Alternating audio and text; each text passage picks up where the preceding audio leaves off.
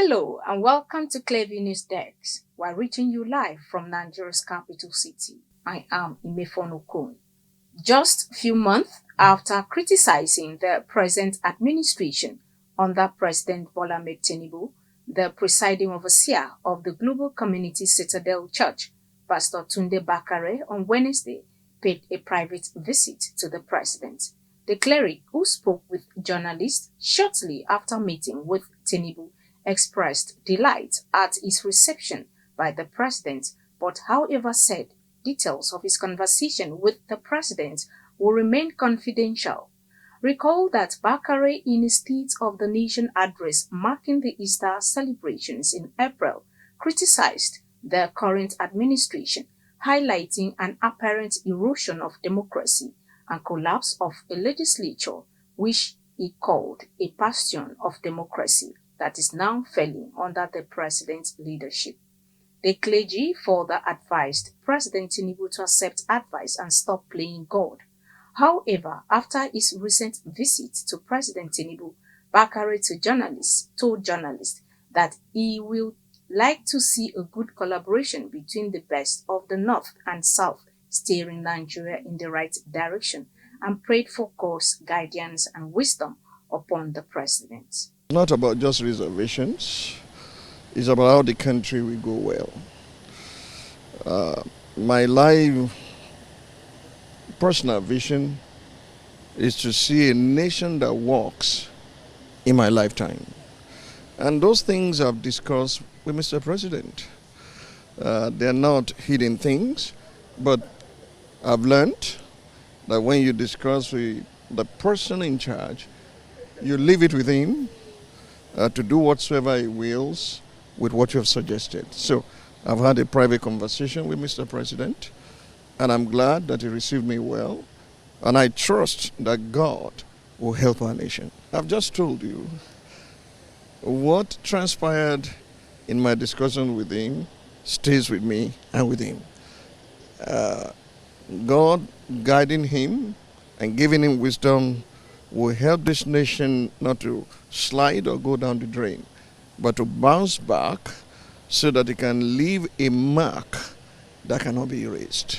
Well, I like to see a peaceful nation. I like to see Nigerians being their brother's keeper. I like to see good collaboration between the best of the North and the best of the South to steer Nigeria in the right direction. I like to see predictable progress in our nation. We have danced around some subjects for too long a time. It's time to take concrete action to ensure that the mercies of our country do not live in abject poverty. Meanwhile, emerging political trends have continued to cast doubt on the ability of opposition parties to present a formidable challenge against President Bola Ahmed Tinubu and the ruling All Progressives Congress (APC) in the 2027 general elections. News correspondent who sought the views of some Nigerians if the opposition stand a chance against APC in 2027 reports that many are of the opinion that the opposition parties and leaders have so far failed to show any serious commitment or strategy needed to challenge the ruling All Progressives Congress (APC).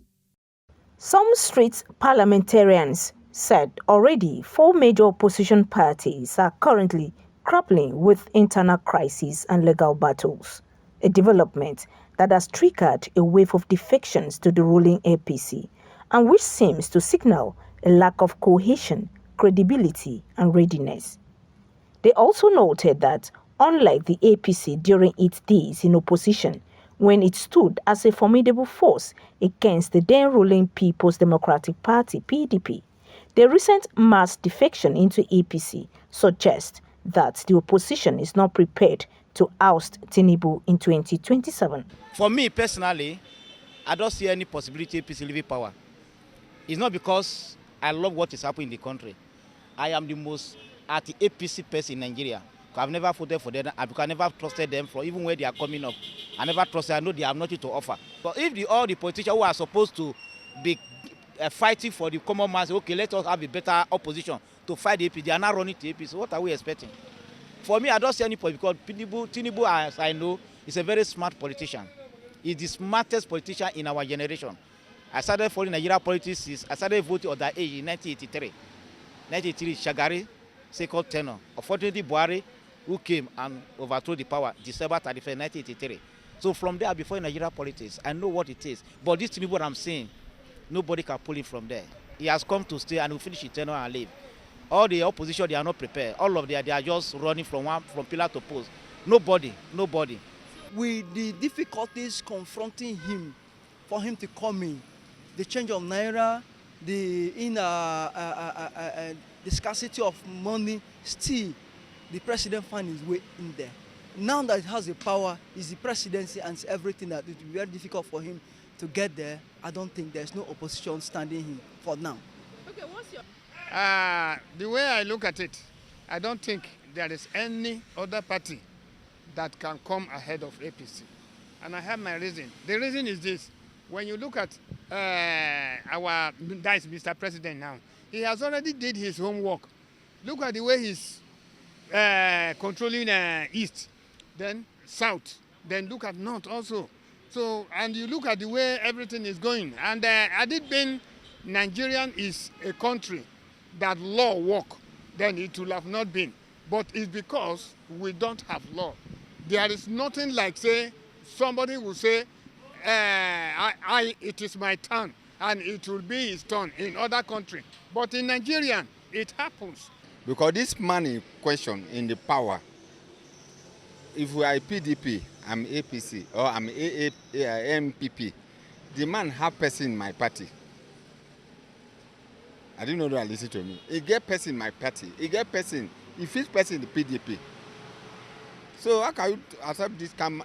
Do you know how many people are the camp now to APC from governor from PDP? They are decamping to APC. But when there's no any opposition can raise hand or can chest that I'm going to win this man. Overnight, this man will call you a meeting as a politics. Buy your heart, buy your brain. It's buying. That's how Nigeria is. Because we have seen that the masses are tired of suffering.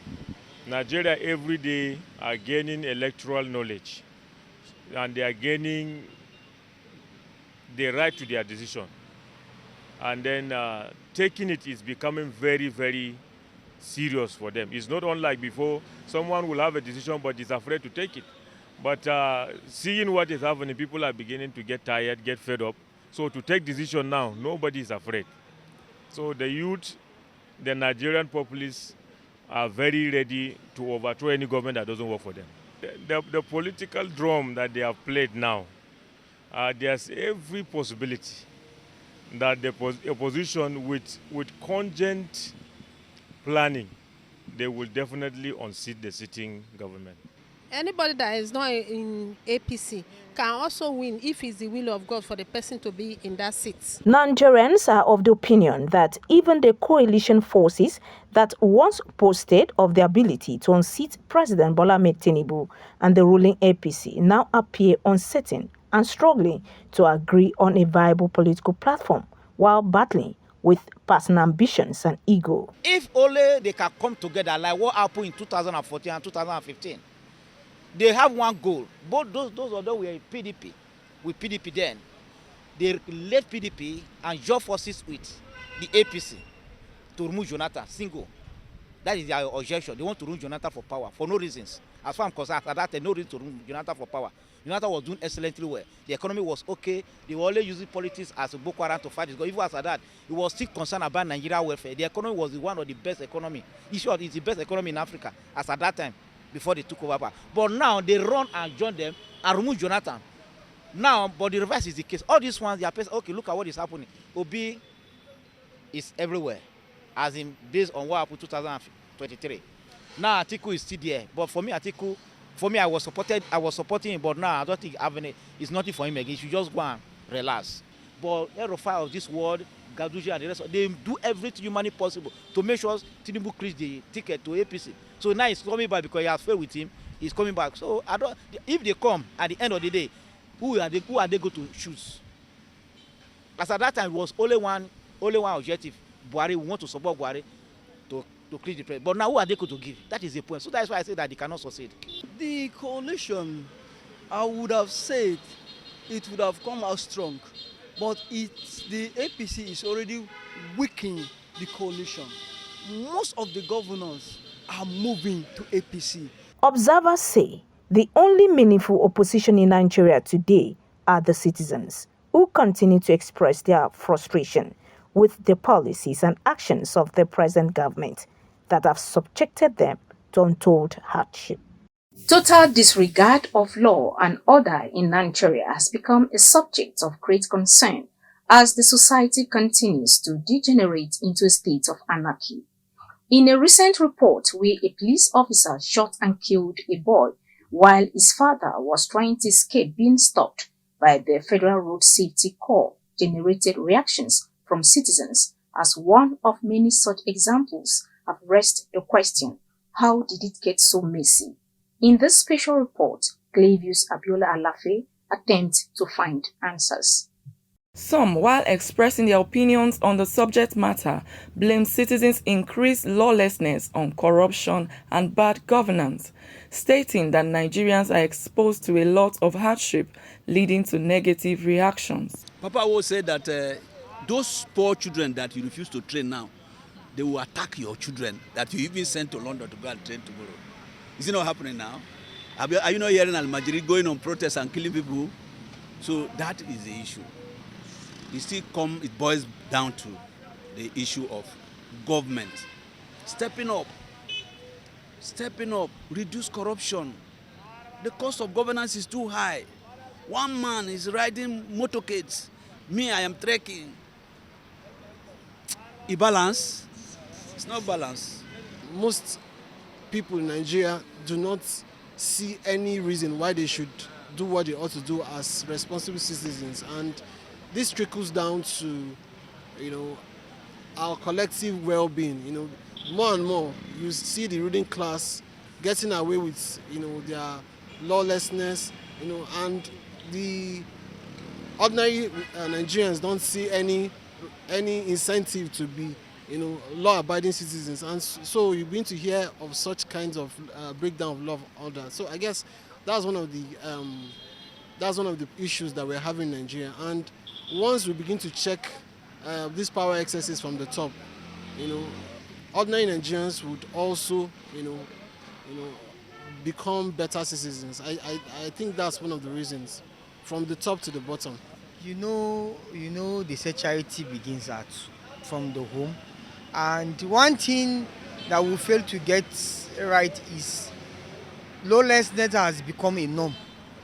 You see a government official, a public servant for that matter, who is supposed to be someone that other people will emulate from. You see him violating laws publicly. So it has become a norm. After all, we are Nigerians, we are known with these traits. So it has become a norm, and it's something we must need to correct. That's why it has spoiled our reputation everywhere. Everywhere you go, in as much as you are in Nigeria, everybody is looking at you with another eye. So we must need to correct it, and if we must get it, because we look up to our leaders. So if the change will come, I think they will have a big role to play. Because if it comes, for instance, this is a traffic now, and the governor convoy comes and stops in the traffic, nobody would dare to go, because at least they've shown that they are not above the law. But in as much as some certain set of people feel they are above the law, everybody will do what he wants. Citizens are, however, calling on leaders to be selfless and act with conscience, noting that Nigerians will behave better if and when our leaders become accountable. Abiola Alafe reporting for Clearview News. In another development, two High Courts of the Federal Capital Territory, FCT, have individually and separately summoned Senate President Godswill Akpabio and Deputy Chief Whip of the Senate, Nwaebonyi, over allegations of sexual harassment, defamation, and the violation of Senator Natasha Akpoti-Uduaghan's fundamental rights. The motion, which was moved by U.J. Udo, counsel to Akpoti-Uduaghan, and supported by a 6-paragraph affidavit, was deposed by Amsat Mokaji, litigation manager at Victor Giwa and Associates. The ex parte motion, dated May 10th, was supported by an 8-paragraph affidavit and a written address. Michael J. Numa, son and counsel to Akpabio Dwaha, moved the motion, while Utaluka adjourned the matter to June 25th for report of service. Recall that Natasha had earlier filed a 5 billion naira defamation suit against Nwaebonyi over a claim that she had 6 children with different men. The suit, filed by legal team led by Nume, described the statement as false and a deliberate attempt to damage the lawmaker's reputation. Numa told the court that Nwaebonyi, who represents Ebonyi North Central, made the allegations during a live interview on a national television program aired on March 6, 2025. Meanwhile, Anambra State Governor Professor Chukwuma Soludo has debunked claims that he consulted a native doctor regarding his re-election prospect ahead of the state governorship election on November 8, 2025. Some reports and video clips circulated online had claimed that the governor consulted a native doctor to brighten his chances of re-election. However, in a statement released by his press secretary, Christian Aburam, the governor described the allegations as totally false. He said the video clip being circulated and misrepresented as evidence of native doctor consultation was taken during a recent official government meeting with Anambra-based content creators.